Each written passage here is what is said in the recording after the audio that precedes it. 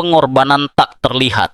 Diana, dokumen-dokumen yang selamanya mengubah pandangan William tentang ibunya. Pada pukul 8.47 pagi di pagi Desember yang kelabu, Pangeran William melakukan panggilan telepon yang, menurut sumber istana, merupakan panggilan paling menghancurkan dalam hidupnya. Itu bukan percakapan rutin atau urusan resmi. Itu adalah panggilan yang sangat pribadi, ditandai dengan suara yang tercekat, keheningan yang panjang, dan tepat 11 menit yang cukup untuk menghancurkan kepastian yang telah dibangun selama hampir 3 dekade. Di ujung telepon adalah saudara laki-lakinya, Harry. Dan alasannya sama, tak terduganya dengan menyakitkannya. William baru saja membaca untuk pertama kalinya dokumen pengadilan yang telah dideklasifikasi yang mengungkapkan kebenaran yang sebelumnya tidak diketahui tentang tahun-tahun terakhir ibunya, Putri Diana. Bukan kisah skandal atau konfrontasi, tetapi sesuatu yang jauh lebih sulit dipahami, pengorbanan yang disadari, strategis, dan sangat sendirian. Pagi itu dimulai dengan keheningan yang berat di London. Itu bukan ketenangan biasa di hari Sabtu musim dingin, melainkan keheningan berat yang mendahului peristiwa bersejarah. Di pengadilan kerajaan di Strand, seorang hakim telah tiba sebelum fajar, menyadari besarnya keputusan yang akan dia buat. Tepat pukul 6.02 pagi, Hakim Margaret Thornhill menandatangani perintah tersebut. Dokumen-dokumen yang disegel sejak tahun 1996 yang berkaitan dengan perceraian antara Diana, Putri Wales, dan Pangeran Charles saat itu akan segera dirilis ke catatan publik. Setelah hampir 30 tahun dilindungi oleh perintah pengadilan dan undang-undang privasi, berkas-berkas ini hasil dari pertempuran hukum selama 2 tahun yang dilakukan oleh sejarawan dan jurnalis, kini tersedia untuk semua orang. Ini bukan sekadar dokumen administratif. Berkas-berkas tersebut berisi korespondensi pribadi, draft perjanjian keuangan, memo internal, dan negosiasi hukum yang mendokumentasikan bulan-bulan paling menyakitkan dari pernikahan yang telah mendefinisikan satu generasi monarki Inggris. Pemberitahuan tersebut dengan cepat sampai ke Istana Buckingham. Seorang penasihat hukum senior yang telah mengikuti proses tersebut selama berbulan-bulan segera menghubungi Istana Kensington. Pukul 6.15 pagi, sekretaris pribadi Pangeran William menerima pesan tersebut. Berkas-berkas Diana telah dideklasifikasi. Yang Mulia Pangeran harus segera diberitahu. William sudah bangun. Duduk di ruang kerjanya dengan secangkir teh yang masih hangat, ia sedang meninjau catatan untuk agenda resmi. Ketika sekretarisnya memasuki ruangan, ekspresi wajahnya sudah cukup bagi William untuk memahami semuanya tanpa perlu penjelasan. Berkas-berkas itu, tanyanya pelan. Dirilis pagi ini, sudah dipublikasikan secara elektronik. Media akan memiliki akses penuh dalam waktu kurang dari 1 jam. William meletakkan cangkirnya di atas meja.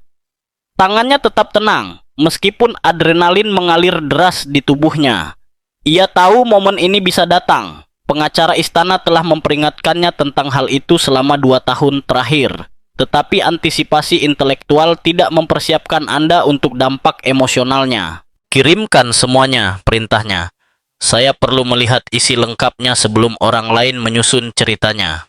Pukul 6.45, dokumen-dokumen itu tiba dengan selamat di Istana Kensington. William tetap sendirian di ruang kerjanya, sementara halaman demi halaman muncul di layar. Surat-surat hukum, perjanjian keuangan, dokumen resmi dengan stempel resmi dan tanda tangan yang familiar. Namun yang benar-benar membuatnya gelisah bukanlah angka-angka atau terminologi hukum. Itu adalah tulisan tangan ibunya. William pernah melihat tulisan tangan itu sebelumnya. Di kartu ulang tahun, dalam surat-surat yang dikirim ke sekolah asrama, dalam catatan kecil yang ditinggalkan Diana di kopernya.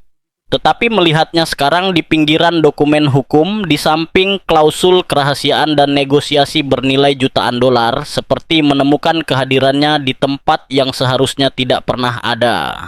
Tulisan itu tak salah lagi, elegan dan mengalir di beberapa bagian, terburu-buru dan emosional di bagian lain. Dan dalam catatan singkat itu, yang hampir tak terlihat oleh siapapun yang tidak mengenalnya, Diana telah meninggalkan catatan tentang pergumulan batinnya. Aku butuh 3 hal yang dilindungi. Dokumen pertama yang benar-benar menghancurkan ketenangan William adalah surat tertanggal Maret 1993, beberapa bulan setelah pengumuman resmi perpisahan tersebut. Ditulis tangan di atas kop surat resmi Istana Kensington dan ditujukan kepada pengacaranya. Diana mencantumkan prioritasnya saat memulai negosiasi perceraian. Saya membutuhkan 3 hal yang dilindungi. Kemampuan saya untuk tetap terlibat dalam kehidupan anak-anak saya, keamanan finansial mereka terlepas dari apa yang terjadi pada saya, dan kebebasan saya untuk melanjutkan pekerjaan yang saya anggap penting. William membaca baris-baris itu berulang kali. Dia tidak pernah meragukan cinta ibunya atau komitmennya kepada dirinya dan Harry. Tetapi melihatnya diungkapkan dengan begitu jelas pada saat hidupnya sendiri sedang berantakan, memiliki dampak yang menghancurkan. Diana berjuang untuk mereka. Setiap konsesi, setiap penolakan, setiap batasan yang dia terima memiliki satu tujuan, untuk mengamankan masa depan putra-putranya. Dokumen-dokumen itu juga mengungkapkan sesuatu yang belum sepenuhnya dipahami William sampai saat itu. Ibunya tidak berjuang untuk uang. Dia berjuang untuk kebebasan, dan dia telah kalah. Dalam surat yang sangat tegas, tertanggal November 1994, pengacara Diana memperingatkan tim hukum istana bahwa klausul kerahasiaan yang diusulkan terlalu luas dan akan mencegah sang putri untuk membela diri dalam perselisihan di masa mendatang. Tanggapan istana, yang disusun oleh seorang pengacara senior yang namanya langsung dikenali William, tegas tetapi terencana. Kerahasiaan bersama menguntungkan kedua belah pihak. Sebagai imbalannya, lembaga tersebut bersedia meningkatkan penyelesaian keuangan menjadi 18,5 juta pound sterling dan menjamin keamanan permanen. Namun, klausul kerahasiaan itu tidak dapat dinegosiasikan. Bagi William, membaca percakapan ini seperti menyaksikan permainan catur yang sangat tidak seimbang. Di satu sisi, sebuah institusi dengan kekuasaan absolut. Di sisi lain, seorang wanita yang mencoba melindungi putra-putranya dengan sedikit bidak yang dimilikinya. Diberi nasihat oleh tim hukum dan keuangannya, Diana membuat keputusan yang akan mengubah persepsi tentang kisahnya. Ia menerima pembatasan kerahasiaan sebagai imbalan atas 2 jaminan mendasar, bahwa William dan Harry akan secara tegas mempertahankan tempat mereka dalam garis suksesi, dan bahwa warisan mereka, baik dari keluarga Spencer maupun keluarga kerajaan, akan dilindungi oleh struktur perwalian yang tidak dapat diubah hingga mereka mencapai usia dewasa. Sebuah memo dari penasihat keuangannya tertanggal Januari 1996 dengan jelas menyatakan sang putri telah memprioritaskan keamanan jangka panjang putra-putranya daripada kebebasan mereka saat ini. William bersandar di kursinya dan menatap langit-langit ruang kerjanya. Ia tidak merasakan kemarahan, bahkan kebencian terhadap institusi tersebut. Ia merasakan sesuatu yang lebih dalam, kesedihan yang mendalam saat menyadari bahwa ibunya telah menanggung beban itu sendirian, menyadari bahwa putra-putranya masih terlalu muda untuk mengerti, berharap suatu hari nanti mereka akan mengerti. Saat itulah William mengangkat telepon dan menelepon Harry. 11 menit cukup untuk berbagi sebuah pengungkapan yang mengubah sejarah keluarga mereka. Untuk pertama kalinya, mereka berdua melihat Diana bukan hanya sebagai ibu yang penuh kasih dan rentan, tetapi sebagai seorang ahli strategi yang diam-diam mengorbankan suaranya sendiri untuk melindungi masa depan putra-putranya. Panggilan itu tidak menyembuhkan luka, tetapi membuka sebuah pintu. Pintu menuju pemahaman yang lebih dalam, menuju kebenaran yang telah terkubur selama beberapa dekade. Dokumen-dokumen yang baru saja dideklasifikasi bukan hanya arsip sejarah. Itu adalah kesaksian seorang wanita yang terjebak antara tugas, cinta, dan kekuasaan institusional. Dan bagi William, itu mewakili awal dari hubungan baru dengan kenangan ibunya. Lebih menyakitkan, ya, tetapi juga lebih jujur. William membolak-balik halaman dengan hati-hati, seolah takut kertas itu akan robek karena beratnya isi. Salah satu catatan, tanpa tanggal tetapi jelas, ditulis selama periode negosiasi, berbunyi sederhana. Saya berharap suatu hari nanti mereka akan mengerti mengapa saya memilih ini.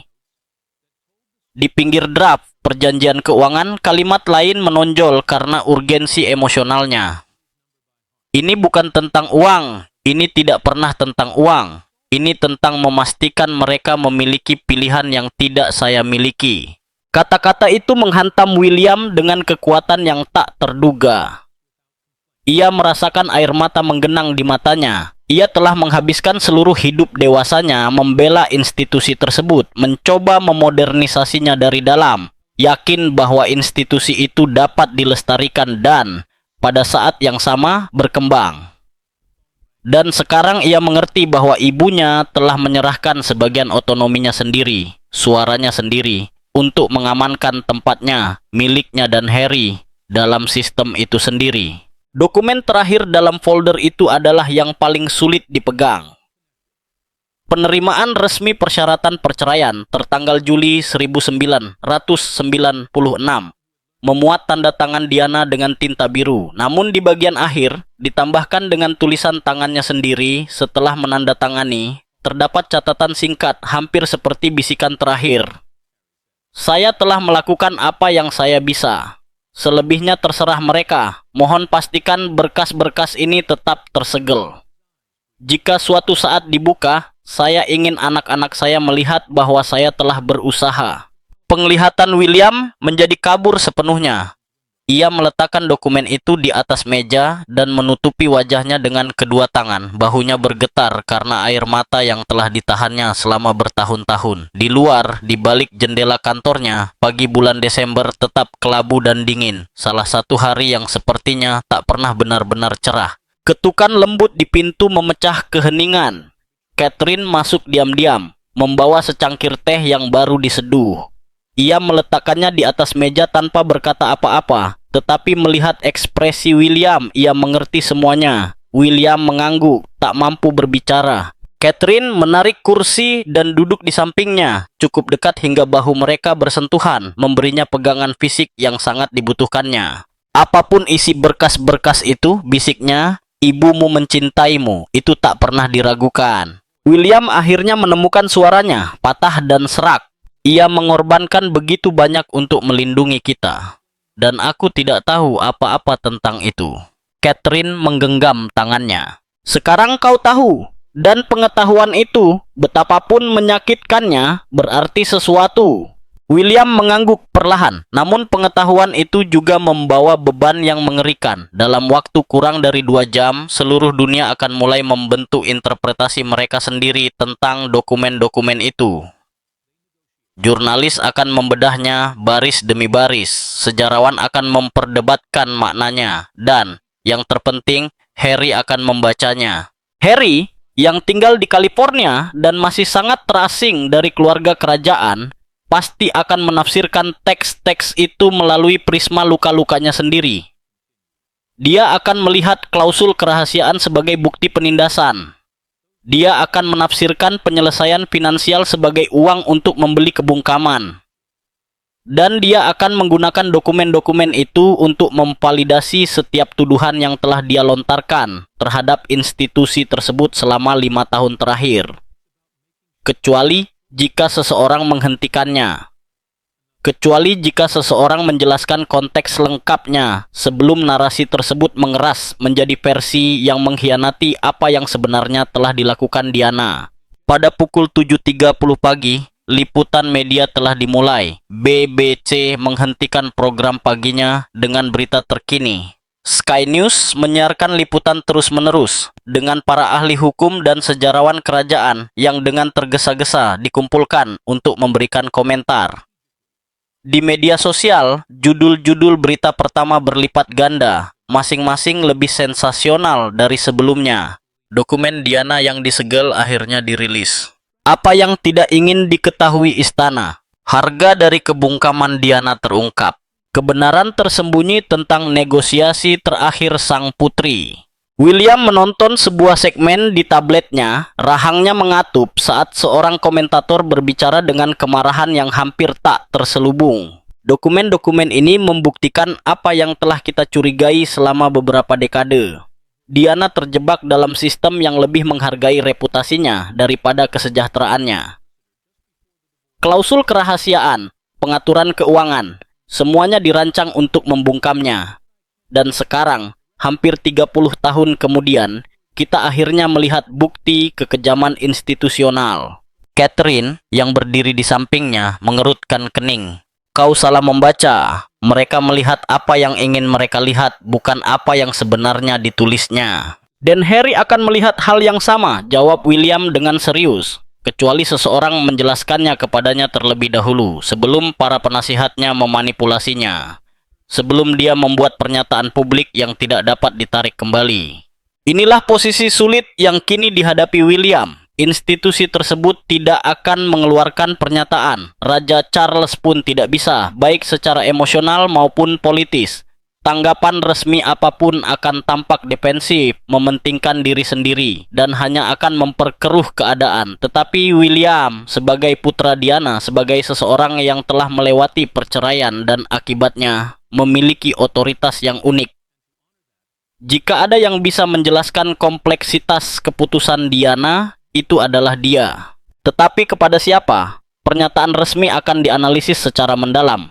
Wawancara televisi akan dianalisis selama berminggu-minggu. Dan pernyataan publik apapun berisiko tampak membela institusi dengan mengorbankan ibunya. Sesuatu yang tidak akan pernah diizinkan William. Catherine memperhatikannya memproses dilema tersebut, konflik terukir di wajahnya. Hanya ada satu orang yang perlu mendengar ini darimu, katanya pelan. William menatapnya. Ia menatap matanya dengan tegas. Harry, lanjutnya. Sebelum dia membaca berkas-berkas yang telah bocor oleh orang lain, sebelum timnya menghubunginya, dia perlu mendengar darimu. Dia perlu tahu apa isi sebenarnya dari berkas-berkas itu. Reaksi naluriah William adalah menolak. Ia hampir tidak berbicara dengan Harry selama berbulan-bulan. Percakapan terakhir mereka singkat dan tegang, berakhir dengan frustrasi bersama. Menghubunginya sekarang, di tengah krisis ini, akan membuka kembali luka yang baru saja mulai sembuh.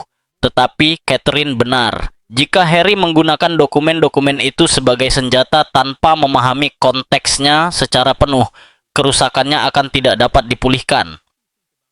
Bukan hanya pada institusi, bukan hanya pada keluarga, tetapi juga pada warisan Diana.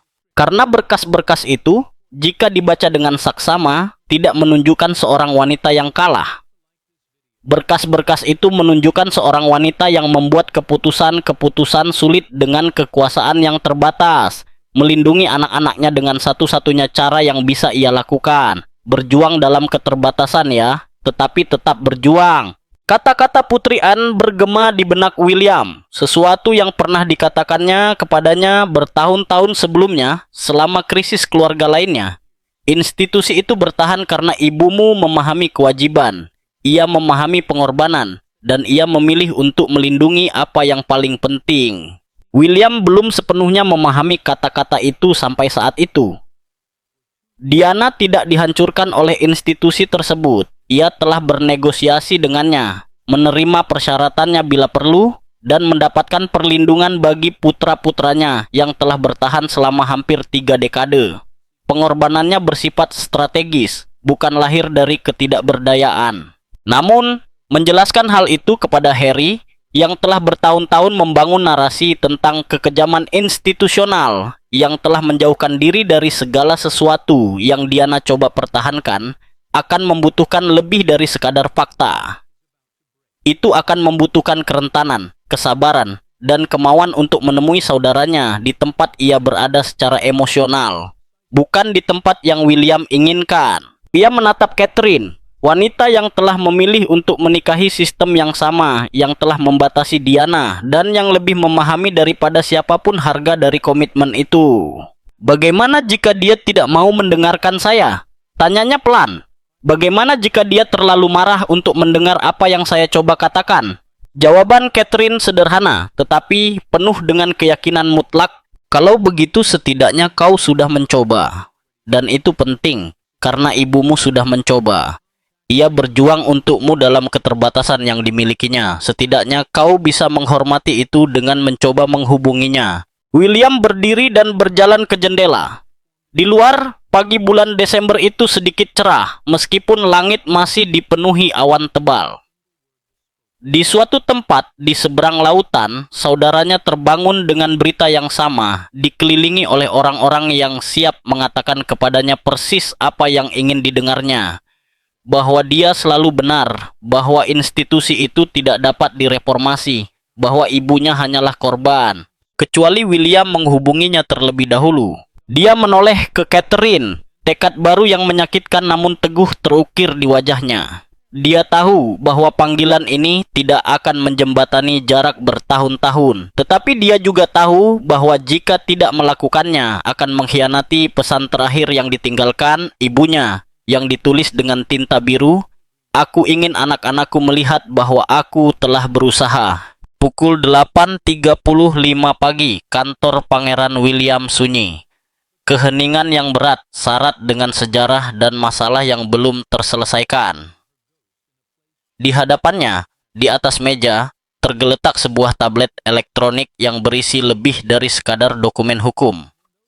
Tablet itu menyimpan fragmen-fragmen intim dari pikiran ibunya, Putri Diana, yang telah disimpan selama beberapa dekade jauh dari pengawasan publik. Surat-surat kepada pengacara, memo keuangan, tetapi yang terpenting, catatan tulisan tangan, frasa singkat yang ditulis di pinggir kontrak dan perjanjian, di mana Diana mencatat keraguan, ketakutan, dan keputusan-keputusan tersulitnya. William secara khusus meminta akses ke semua berkas, bukan hanya laporan resmi atau teks hukum yang kaku, tetapi semuanya, terutama yang menunjukkan Diana sedang berpikir, bernalar, dan melindungi. Catherine, saksi bisu momen itu, mengangguk dan menyerahkan tablet itu kepadanya. William mulai dengan teliti membolak-balik halaman, menandai bagian-bagian tertentu, menggarisbawahi frasa, dan berhenti pada catatan tulisan tangan tertentu. Masing-masing dari mereka menyusun sebuah cerita yang, menurut mereka, perlu didengar oleh saudaranya, Harry, untuk memahami sesuatu yang penting, bahwa ibu mereka bukan hanya korban pasif dari sistem, tetapi seorang wanita yang bernegosiasi, menghitung, dan mengorbankan sebagian dirinya untuk mengamankan masa depan anak-anaknya. Pukul 8.47, William kembali ke mejanya. Ponselnya tergeletak di depannya. Layarnya mati, tak bergerak, seolah-olah juga sedang menunggu. Dia hafal nomor saudaranya, meskipun dia sudah berbulan-bulan tidak menghubunginya. Untuk sesaat, ibu jarinya melayang di atas layar. Dia tahu panggilan ini akan sulit. Mungkin percakapan paling kompleks secara emosional dalam hidupnya. Tetapi dia juga tahu itu perlu. Karena jika ada sedikit saja kemungkinan bahwa Harry akan mendengarkan, bahwa dia akan melihat keputusan Diana bukan melalui lensa penindasan dan korban, tetapi melalui cinta strategis seorang ibu, maka dia memiliki kewajiban untuk mencoba. Diana telah mencoba, dia telah menerima pengorbanan tanpa keluhan. Batasan yang tidak pernah diinginkannya, beban yang tidak pernah sepenuhnya dia bagi dengan putra-putranya. Semua itu untuk melindungi mereka, untuk memberi mereka keamanan dan pilihan yang tidak pernah dimilikinya.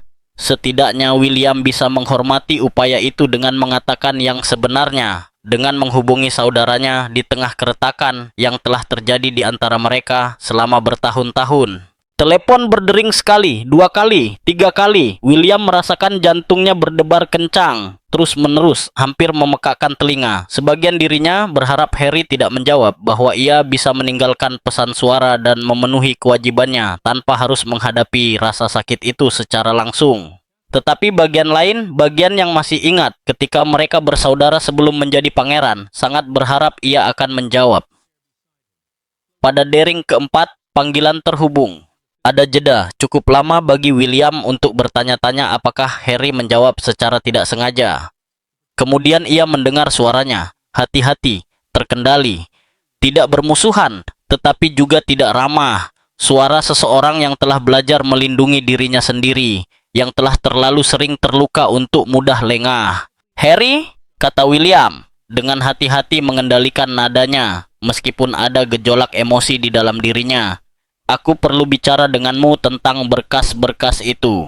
Hening sejenak, kali ini lebih lama. Aku sudah melihat berita utamanya, jawab Harry. Apakah kau sudah membacanya? Dokumen-dokumen sebenarnya, bukan hanya apa yang dikatakan pers. Aku sedang membacanya sekarang, jawab William. Dan itulah mengapa aku menelponmu. Jika kau membacanya di luar konteks, kau akan melewatkan apa yang sebenarnya dia lakukan, apa yang dia coba lindungi. William bisa mendengar gerakan di ujung telepon.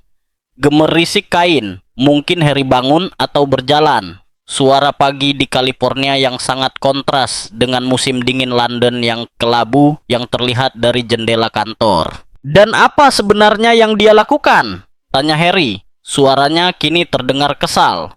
Menerima uang untuk tetap diam dari sistem yang telah menghancurkannya. William merasakan sedikit frustrasi, tetapi dia menekannya. Itulah interpretasi yang ingin kuhindari, katanya tegas. Itu tidak benar. Dan kau akan melihatnya jika kau membiarkanku menjelaskan. Jika kau melihat kata-katanya sendiri. Keheningan kembali menyelimuti. William bisa membayangkan wajah kakaknya, rahangnya mengatup, bimbang antara terlibat atau menarik diri. Itu adalah pola yang mereka kenal baik. Harry menunggu pengkhianatan. William mencoba menjembatani jurang yang tampaknya semakin melebar setiap kali mencoba. 5 menit, kata Harry akhirnya. Kau punya 5 menit. William melirik jam tangannya. Pukul 8.49.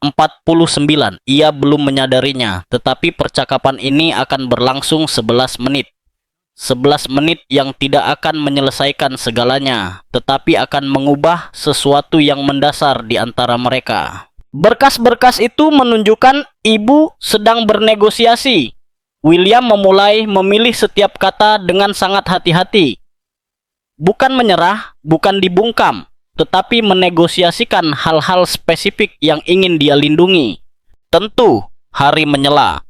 Begitulah cara istana selalu menggambarkannya. Aku tidak mengutip istana, jawab William dengan tenang. Aku membaca kata-katanya, catatan tulisan tangannya, yang seharusnya tidak dilihat orang lain, surat-surat kepada pengacaranya yang menjelaskan alasannya. Harry menghela napas perlahan, suara yang berada di antara ketidakpercayaan dan rasa ingin tahu yang mulai tumbuh. Keputusan apa? Tanyanya. William tahu ini adalah saatnya. Pada Maret 1993, katanya, dia menulis surat kepada pengacaranya yang mencantumkan prioritasnya untuk negosiasi perceraian. 3 hal dalam urutan ini. Keterlibatannya dalam hidup kita, keamanan finansial kita terlepas dari apa yang terjadi padanya, dan kebebasannya untuk melanjutkan pekerjaannya. Itu adalah kata-katanya. Dan sistem itu membelinya, jawab Harry, meskipun suaranya tidak lagi terdengar begitu percaya diri. Tidak, William mengoreksi. Mereka bernegosiasi.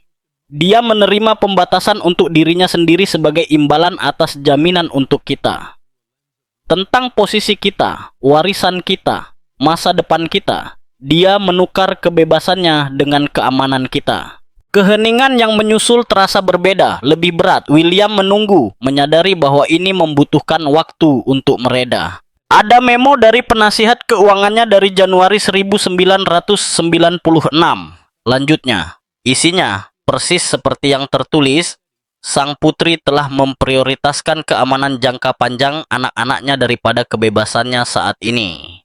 Itu tidak adil, gumam Harry. Kemarahan masih ada, tetapi sekarang bercampur dengan kebingungan. Aku tidak mengatakan itu adil, jawab William. Aku mengatakan itu adalah pilihan yang disadari, pilihan strategis, dan masih ada lagi. William kemudian berbicara tentang catatan di pinggir halaman. Salah satunya berbunyi, ini bukan tentang uang. Ini tidak pernah tentang uang. Ini tentang memastikan Anda memiliki pilihan yang tidak saya miliki. Yang lain, kuharap suatu hari nanti kau akan mengerti mengapa aku memilih ini. Keheningan itu benar-benar mencekam. William bisa mendengar napas saudaranya, hampir merasakan pergumulan batin yang terjadi ribuan mil jauhnya. Mengapa kau menceritakan ini padaku? Harry akhirnya bertanya, dan untuk pertama kalinya suaranya terdengar rapuh. Karena media akan menggunakan ini sebagai bukti bahwa dia hanyalah korban, jawab William. Dan kau akan tergoda untuk menggunakannya seperti itu. Tetapi jika kau mereduksinya menjadi seperti itu, kau menghilangkan peran aktifnya. Kau menghapus kecerdasannya, strateginya, caranya melindungi kita. William berhenti sejenak sebelum menambahkan, suaranya lebih lembut. Dia bukan hanya korban, dia lebih pintar dari itu. Dia memahami permainan ini lebih baik daripada siapapun dan memainkannya sebaik mungkin untuk memberi kita kebebasan, keamanan, dan pilihan. Harry tidak langsung menjawab. William membayangkannya di rumahnya di Montecito, dikelilingi oleh kehidupan yang telah dibangunnya, menjauhkan diri dari semua yang Diana coba pertahankan untuknya. Ada satu surat terakhir, kata William pelan. Dia menulisnya kepada pengacaranya tepat sebelum perceraian diselesaikan. Dia menerima persyaratan akhir dan menambahkan catatan tulisan tangan di bagian akhir. Bunyinya, aku telah melakukan apa yang bisa kulakukan, sisanya terserah mereka. Pastikan berkas-berkas ini tetap tersegel. Jika suatu saat dibuka, aku ingin anak-anakku melihat bahwa aku telah berusaha. Ketika Harry akhirnya berbicara, suaranya bukan lagi suara pria yang terbiasa menghadapi media atau suara sang duk yang telah menentang institusi. Suaranya lebih rendah, lebih rapuh, hampir seperti anak kecil dalam kerentanannya. Dia ingin kita melihat ini, katanya. Itu bukan pertanyaan, tetapi William tetap menjawab, karena tahu bahwa momen ini menuntut kejujuran mutlak. Dia ingin kita mengerti bahwa semua yang dia lakukan, bahkan yang tampak seperti penyerahan diri, dia lakukan untuk kita, untuk melindungi kita, untuk memberi kita masa depan yang aman meskipun masa depannya sendiri tidak aman. Harry tidak menjawab dengan kata-kata, namun William mendengar sesuatu yang langsung ia kenali. Suara tertahan seseorang yang menahan air mata. Desahan yang patah, hampir tak terdengar, yang keluar ketika kesedihan akhirnya menemukan celah. Aku tidak tahu, kata Harry akhirnya, suaranya tercekat. Aku tidak pernah tahu. Aku juga tidak, William mengakui. Tidak sampai pagi ini. Tidak sampai aku membaca kata-katanya sendiri dan mengerti apa yang telah ia korbankan. Selama beberapa detik mereka berhenti menjadi musuh, simbol keretakan publik atau subjek berita utama yang provokatif.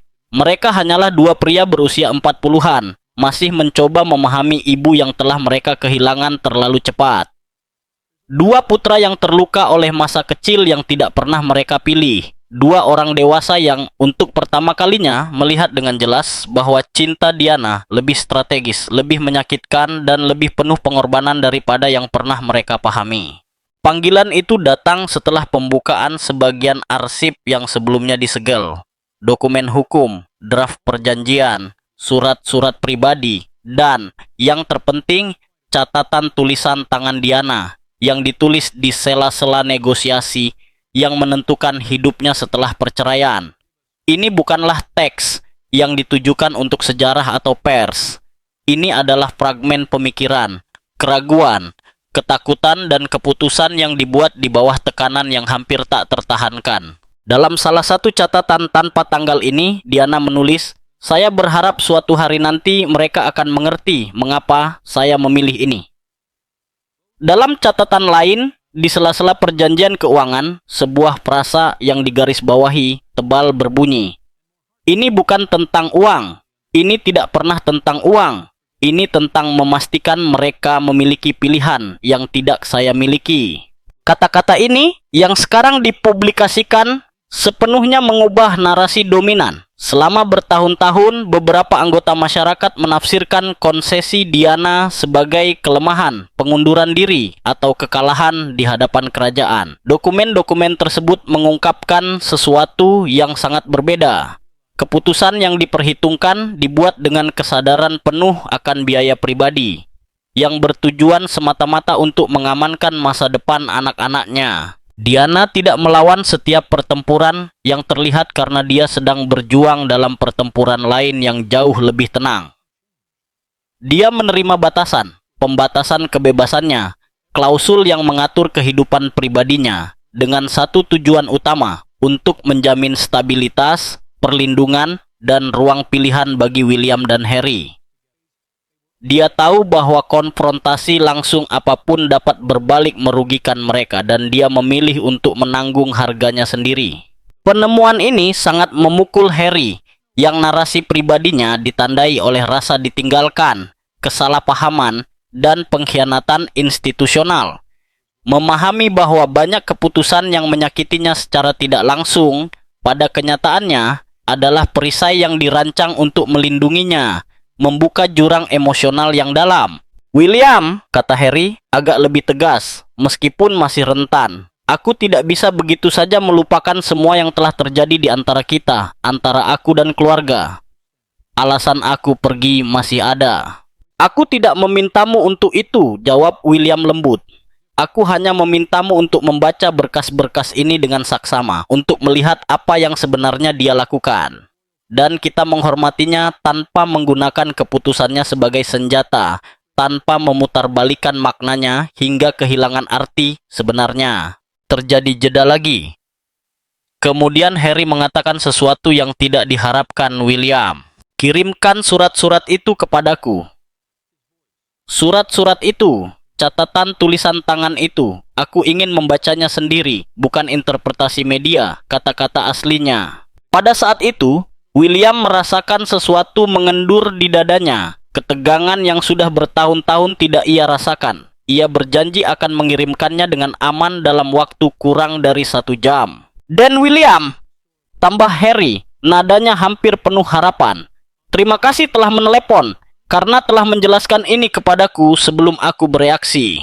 William mengangguk meskipun saudaranya tidak dapat melihatnya. "Kau saudaraku," katanya singkat. "Dan dia adalah ibu kita. Apapun yang terjadi itu tidak akan berubah. Tidak ada rekonsiliasi, tidak ada permintaan maaf resmi, tidak ada kesepakatan tentang masa depan.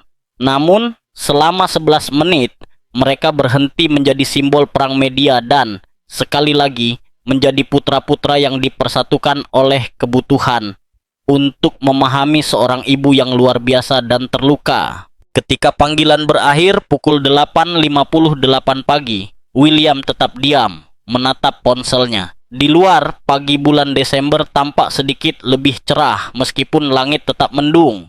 Dia tidak tahu apakah ada sesuatu yang benar-benar berubah antara dirinya dan Harry. Dia tidak tahu apakah saudaranya akan menghormati perjanjian mereka atau apakah pola lama akan kembali dengan campur tangan para penasihat dan ahli strategi.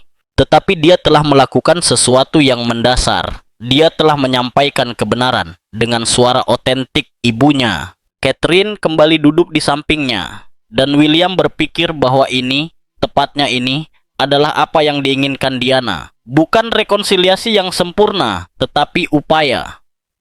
Upaya sadar untuk melindungi apa yang telah dibangunnya, bahkan sekarang, hampir 30 tahun setelah menandatangani perjanjian itu dan menulis catatan-catatan yang memilukan di pinggirannya.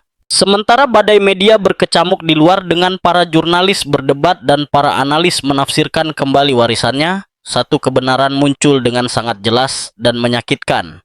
Diana mencintai putra-putranya di atas segalanya.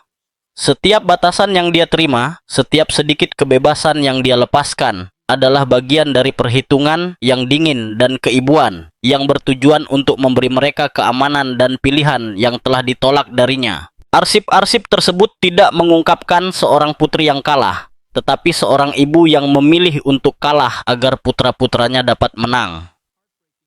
Dan pengungkapan itulah lebih dari skandal apapun yang mengancam untuk menulis ulang sejarah kerajaan selama beberapa dekade. Sekarang pertanyaannya tetap, apakah Diana melakukan hal yang benar dengan menerima kondisi tersebut atau seharusnya ia berjuang lebih keras melawan institusi tersebut? Akankah kebenaran ini mengubah cara William dan Harry saling memandang? Dapatkah sebuah panggilan telepon yang didukung oleh kasih sayang seorang ibu yang tidak hadir menandai awal dari sesuatu yang berbeda? Kebenaran tentang pengorbanan Diana akhirnya terungkap. Dan seperti banyak hal dalam hidupnya, itu jauh lebih kompleks, lebih manusiawi, dan lebih memilukan daripada yang dibayangkan siapapun.